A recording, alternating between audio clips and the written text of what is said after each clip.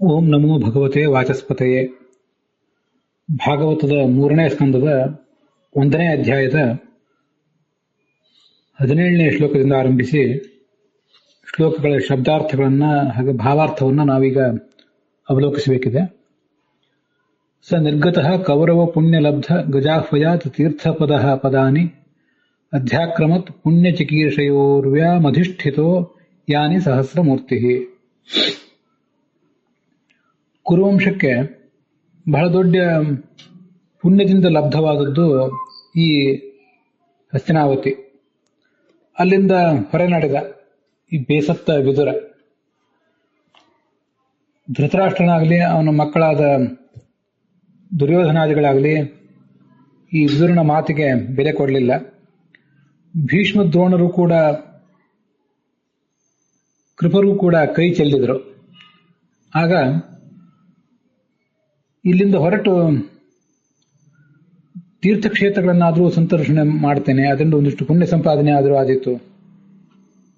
ಈ ನಗರದಲ್ಲಿ ಪುಣ್ಯ ಸಂಪಾದನೆ ಆಗೋದಿಲ್ಲ, ಆದರೆ ಪಾಪ ಸಂಪಾದನೆಯೇ ಆದೀತು ಈ ದುರುಳರ ಸಂಘದಿಂದ ಅನಿಸುತ್ತಿರ್ಬೇಕು ಅವನಿಗೆ.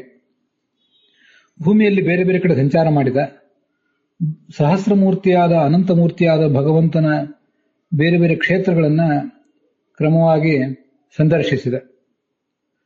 ತದೇತತ್ ಸಹಸ್ರಂ ತತ್ಸರ್ವಂ ಅಂತ ಐತರೇಯ ಉಪನಿಷತ್ತು ಆ ಭಗವಂತನಿಗೆ ಅನೇಕ ರೂಪಗಳಿವೆ ಅಂತ ವರ್ಣನೆ ಮಾಡಿದೆ. ಅಂಥ ಭಗವಂತನ ಅನೇಕ ಕ್ಷೇತ್ರಗಳನ್ನು ಆತ ಸಂಚರಿಸಿದ.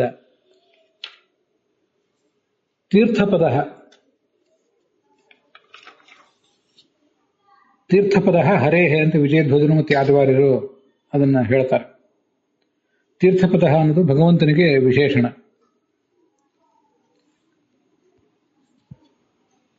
ತೀರ್ಥ ಅಂದ್ರೆ ಗಂಗಾ ಮೊದಲಾದ ತೀರ್ಥಗಳಿಗೆ ಜನಕವಾದ ಪಾದವುಳ್ಳವನು. ಅದು ಷಷ್ಠಿ ವಿಭಕ್ತಿ ಏಕವಚನ. ಅಂಥ ಪವಿತ್ರವಾದ ಪಾದವುಳ್ಳ ಭಗವಂತನ ಪದಾನಿ ಅಂದ್ರೆ ಸ್ಥಾನಗಳನ್ನು ಇವನು ಸಂಚರಿಸಿದ ಅಂತ ಅದರ ತಾತ್ಪರ್ಯ. ಹರಿಪ್ರೀತಿ ಜನಕ ಪುಣ್ಯ ಸಂಪಾದನೆ ಹೆಚ್ಚು. ಭಗವಂತನಿಗೆ ಪ್ರೀತಿ ಕೊಡುವಂಥ ಪುಣ್ಯ ಕಾರ್ಯಗಳನ್ನು ಮಾಡಬೇಕು ಅಂತ ಬಯಸಿ ಅವನು ಕ್ಷೇತ್ರಗಳನ್ನು ಸಂಚರಿಸಲಿಕ್ಕೆ ತೊಡಗಿದ. ವನೇಶು ಪುಣ್ಯೋಪವನಾದ್ರೇ ಕುಂಜೇಶ್ವ ಅಪಂಕತೋಯೇಷು ಸರಿತ್ಸರಸ್ಸು ಅನಂತಲಿಂಗೈ ಸಮಲಂಕೃತೇಷು ಚಚಾರ ತೀರ್ಥಾಯತನೇಷು ಅನನ್ಯಃ. ತೀರ್ಥಗಳು ಪವಿತ್ರವಾದ ವನಗಳು, ಉಪವನಗಳು, ಬೆಟ್ಟ, ತೋಪು, ನಿರ್ಮಲವಾದ ಸ್ವಚ್ಛವಾದ ನೀರಿರುವ ನದಿ ಸರೋವರಗಳು, ಆ ಎಲ್ಲ ಪರಿಸರಗಳನ್ನು ಅವನು ಸಂದರ್ಶಿಸಿದ. ಎಲ್ಲ ಕಡೆ ಭಗವಂತನ ವಿಗ್ರಹಗಳಿಂದ ಅಲಂಕೃತವಾದ ತೀರ್ಥಕ್ಷೇತ್ರಗಳಲ್ಲಿ ಏಕಾಂಗಿಯಾಗಿ ಸಂಚರಿಸಿದ ಅಥವಾ ಅನನ್ಯ ಭಕ್ತಿಯಿಂದ ಸಂಚರಿಸಿದ.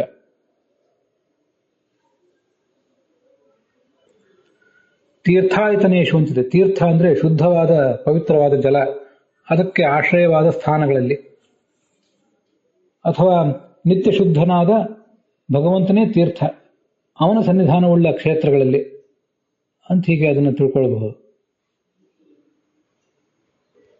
ಉಪವನಗಳು ಅಂದ್ರೆ ನಗರಗಳಿಗೆ ಸಮೀಪ ಇರುವ ವನಗಳು, ಅದ್ರಿಗಳು ಅಂದ್ರೆ ಪರ್ವತಗಳು, ಕುಂಜಗಳು ಅಂದ್ರೆ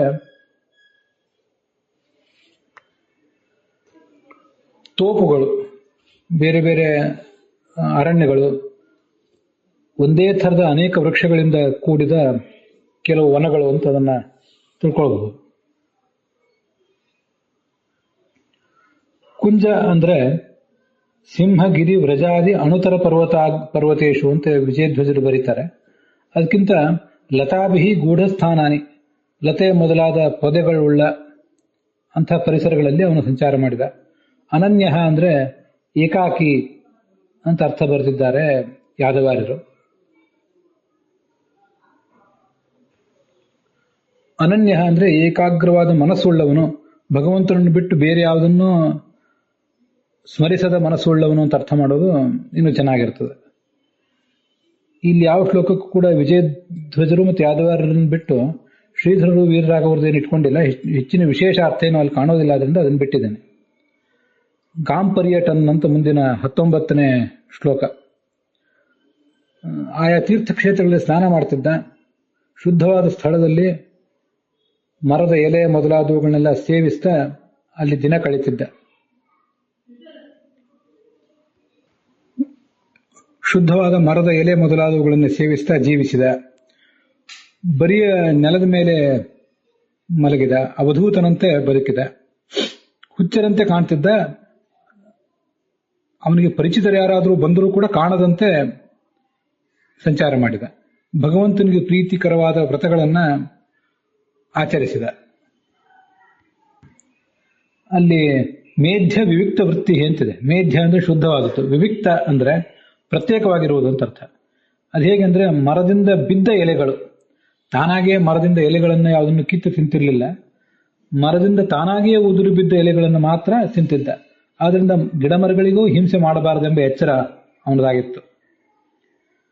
ಪತ್ರಾದಿಬಿಹಿ, ಎಲೆಗಳು, ಹಣ್ಣುಗಳು ಇತ್ಯಾದಿಗಳು ಏನು ಬಿದ್ದಿರ್ತವೆ ಅದನ್ನೇ ತಿಂದು ಬದುಕ್ತಾ ಇದ್ದ.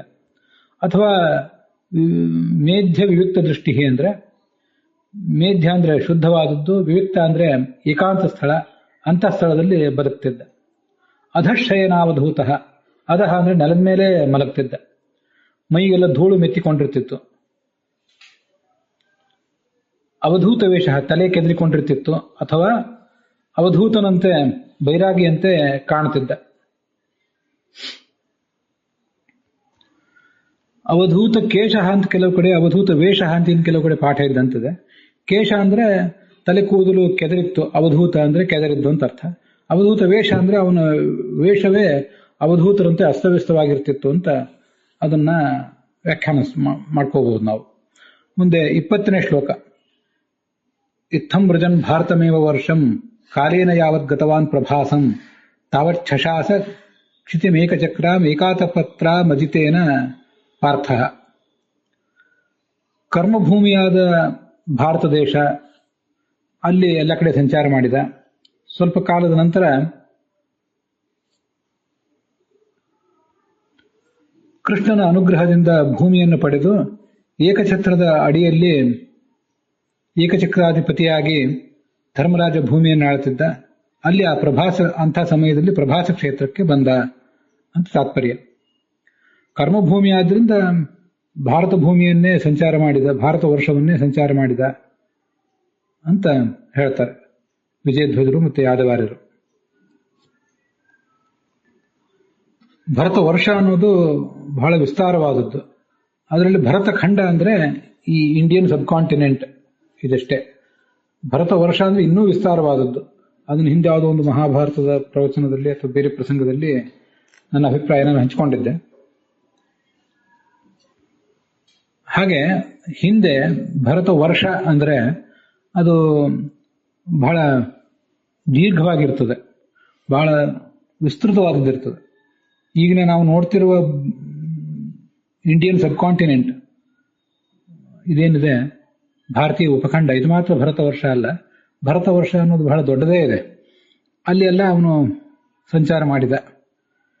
ಅವಾಗ ಅದೆಲ್ಲವೂ ಕೂಡ ಪುಣ್ಯ ಭೂಮಿಯೇ ಆಗಿತ್ತು, ಎಲ್ಲ ಕಡೆ ಸಂಚಾರ ಮಾಡಲಿಕ್ಕೆ ಯೋಗ್ಯವೇ ಆಗಿತ್ತು. ಆದರೆ ಮುಂದೆ ಕಾಲಕ್ರಮೇಣ ಅದರ ಕರ್ಮಭೂಮಿತ್ವ ಅನ್ನೋದು ಸಂಕುಚಿತ ಆಯಿತು ಅಂತ ನಂದು ಆಲೋಚನೆ. ಅದನ್ನ ನಮ್ಮ ಗುರುಗಳು ಪೇಜಾವರ ಶ್ರೀಗಳು ಕೂಡ ಒಪ್ತಾ ಇದ್ರು. ಈಗ ಇಂಡಿಯನ್ ಸಬ್ ಕಾಂಟಿನೆಂಟ್, ಭಾರತೀಯ ಉಪಖಂಡ ಮಾತ್ರ ಕರ್ಮಭೂಮಿ ಅಂತ ಅನ್ಸ್ಕೊಂಡಿದೆ. ಈ ನಮ್ಮ ಸುತ್ತಮುತ್ತಲಿರುವಂತಹ ಬಾಂಗ್ಲಾದೇಶ, ಪಾಕಿಸ್ತಾನದಂತಹ ದೇಶಗಳೇ ಕರ್ಮಭೂಮಿತ್ವವನ್ನು ಕಳ್ಕೊಂಡಿವೆ. ಇದು ನಮ್ಮ ಕಾಲದಲ್ಲೇ ನಡೆದದ್ದು. ಈ ಹಿಂದೆ ಅವು ಕೂಡ ಕರ್ಮಭೂಮಿ ಆಗಿದ್ದವು ಬಹಳ ಹಿಂದೆ. ಅದಕ್ಕಿಂತ ಹಿಂದೆ ಇನ್ನೂ ಅನೇಕ ಕರ್ಮಭೂಮಿಗಳಿದ್ದವು. ಅದರಿಂದ ಭಾರತ ವರ್ಷ ಅನ್ನೋದು ಬಹಳ ವಿಸ್ತೃತವಾದದ್ದು.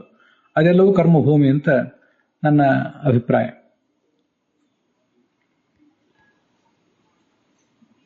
ಹೀಗೆ ಯುಧಿಷ್ಠಿರನ ಆಳ್ವಿಕೆ ನಡೆದಂಥ ಆ ಪ್ರಭಾಸ ಕ್ಷೇತ್ರಕ್ಕೆ ಬಂದ. ಯುಧಿಷ್ಠಿರನ ಆಳ್ವಿಕೆ ಎಲ್ಲ ಕಡೆ ನಡೆದಿತ್ತು, ಇವನು ಬಂದದ್ದು ಪ್ರಭಾಸ ಕ್ಷೇತ್ರಕ್ಕೆ. ಯುಧಿಷ್ಠಿರನ ಆಳ್ವಿಕೆ ಇದ್ದಂತಹ ಸುದೀರ್ಘವಾದ ಒಂದು ಪ್ರದೇಶ, ಅದರಲ್ಲಿ ಪ್ರಭಾಸ ಒಂದು ಅಂತ ನಾವು ಭಾವಿಸಬಹುದು. ಅಲ್ಲಿಗೆ 20ನೇ ಶ್ಲೋಕದ ವಿವರದೊಂದಿಗೆ ಇವತ್ತಿನ ಭಾಗ ಸಮಾಪ್ತ ಆಗಿದೆ.